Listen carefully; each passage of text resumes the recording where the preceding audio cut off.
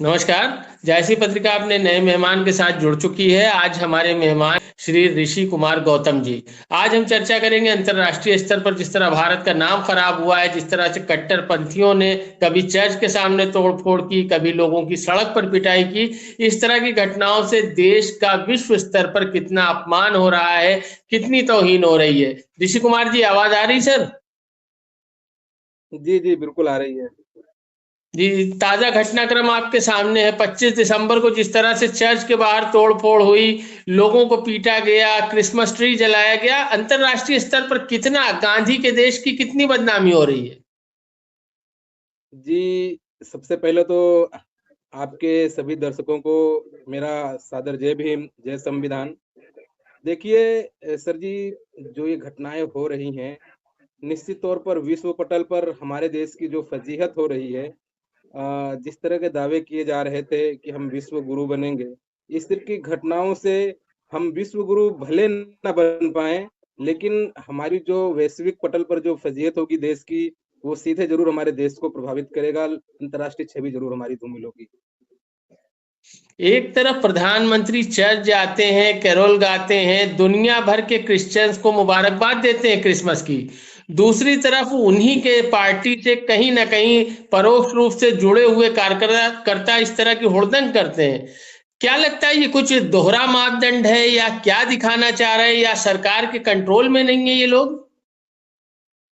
दरअसल ये जो लोग हैं, ये कहीं न कहीं सत्ताधारी पक्ष के एक संरक्षित, मैं तो उन्हें गुंडे ही कहूँगा, क्योंकि अगर इन पर कोई कार्यवाही नहीं होती है, तो ज़ाहिर-सी बात है कि ये सत्ता संरक्षित लोग हैं और बाकायदा इनको ट्रेंड किया गया है कि आप जाइए लोगों को और रीजनल यानी धार्मिक तौर पर आप लोगों को डाइवर्ट करिए और ताकि हम लोगों को जो है एक धार्मिक कट्टरपंथ के ज़रिए हम पॉलिटिक्स अपनी साध सकें। क्योंकि जो विकास होना चाहिए, जो डेवलपमेंट होना चाहिए, वो चीज़ इन्होंने की नहीं है।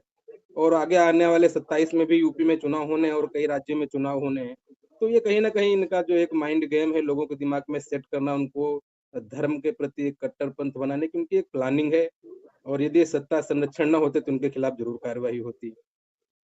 ऋषि कुमार जी, एक बात देखी जाती है कि जब वीडियोस वायरल होते हैं, कभी मस्जिद के सामने डीजे रोक कर डांस की बात कही जाए या क्रिसमस पर इस तरह की हुड़दंग, तो कहीं ना कहीं शोषित और वंचित समाज के लोग भी इस तरह के बहकावे में दिखाई देते हैं।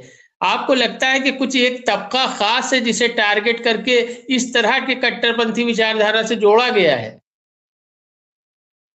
नहीं देखिए, इसमें भी एक एक कहते हैं ना एक एक वेब सीरीज़ आई थी, वेब सीरीज़ का नाम तो ध्यान में नहीं है। लेकिन उसमें इसको राजनीतिक जो दल होते हैं, इनके बारे में बहुत बारीकी से दिखाया गया था कि कैसे वो लोग 3 स्टेप में अपने काम करते हैं। वो अपने जो संरक्षण में कुछ गुंडे भी पालते हैं। अगर उन्हें पोलराइज़ करना होता है लोगों को, तो उनके ज़रिए वो लोग भीड़-भाड़ इलाके में जाते हैं, वहाँ पर दंगे भी भड़काते हैं और एक पर्टिकुलर एक कम्युनिटी को वो टारगेट करते हैं कि ये उनके थ्रू किया गया है, ताकि जो दूसरा कम्युनिटी है, वो एकदम पोलराइज़ हो जाए, उनको लगे कि ये उनकी वजह से ये हो रहा है और एक तरफ वो शिफ्ट हो जाए। तो ये पूरा एक मुझे लगता है कि ये पॉलिटिकल गेम है। आज मैं न्यूज़ 24 एक चैनल है, मैं देख रहा था, उसपे राजीव रंजन जी ने भी बहुत अच्छी व्याख्या की है कि चंद मुट्ठी भर ये लोग हैं और यही लोग हैं जो नफ़रत फैला रहे हैं। अगर इन पर अंकुश लगा दिया जाए, तो हमारा देश वाक़ई में गंगा-जमुनी तहज़ीब वाला देश है। इसकी छवि ज़रूर अच्छा बेहतर ऋषि होगी। कुमार जी, उत्तर प्रदेश के बरेली से भी घटना सामने आई इस तरह की हुड़दंग की 25 दिसंबर को। जो उत्तर प्रदेश जहां की कानून व्यवस्था का डंका बज रहा है, ऐसा कहा जाता है कि यहाँ पर इस तरह के उग्रवाद या इस तरह चरमपंथी या कट्टरपंथी विचारधारा को न सिर्फ कुचला जाता है बल्कि बुलडोजर भी चलाया जाता है। वहां बरेली में इस तरह क्रिसमस के पर्व पर हुड़दंग की गई, कोई कार्रवाई, ठोस कार्रवाई देखने को नहीं मिली। तो इसका क्या मतलब निकाला जा सकता है?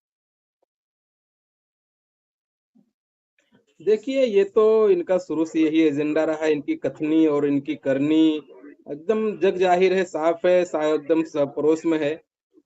मैं कह रहा हूँ कि हर जगह क्रिया की प्रतिक्रिया होती है। जैसे कि अगर शुरुआत में आपने कहा था कि अंतर्राष्ट्रीय छवि पर क्या फ़र्क पड़ेगा इस तरह का, तो आप जानिए सर जी कि जैसे जो हमारी यूरोपीय कंट्री हैं, जिन पर हमारे देश की कहा जाए तो अर्थव्यवस्था टिकी होती है क्योंकि सारा व्यापार डॉलर में होता है। वो लगभग आपको क्रिश्चियन धर्म को ही फॉलो करने वाले लोग मिलेंगे। और जिस तरह से 25 दिसंबर की ये घटनाएँ हुई हैं, इससे एक जो मैसेज निकल कर के जाएगा, वो निश्चित तौर पर भारत के लिए, उनकी अर्थव्यवस्था के लिए बहुत ही बुरा प्रभाव डालेगा। हमारे पास बहुत सारे एग्ज़ाम्पल भी हैं, तालिबान है, अफ़गानिस्तान है, पाकिस्तान है, जहाँ पर इन कट्टरपंथ की वजह से आज उन देशों की क्या हालत है। तो क्या समझ सकते हैं कि अगर हम भी अगर धार्मिक कट्टरपंथ की तरफ गए, तो बहुत ही बुरा भविष्य होने वाला है, ऐसा मुझे लगता है। और ऋषि कुमार उत्तर जी, प्रदेश आखिर की में सियासत आखिरी की बात सवाल मैं आपसे अगर करना चाहेंगे कि जिस तरह से कट्टरपंथ की वजह से तालिबान जैसी चीजें पैदा हुई, अफगानिस्तान का हाल दुनिया ने देखा किस तरह से वो बर्बादी की तरफ बढ़े, पाकिस्तान में जिस तरह से बर्बादी हुई, उनकी अर्थव्यवस्था लगभग चौपट हो गई, उसी रास्ते पर बांग्लादेश हमने देखा कि बढ़ रहा है।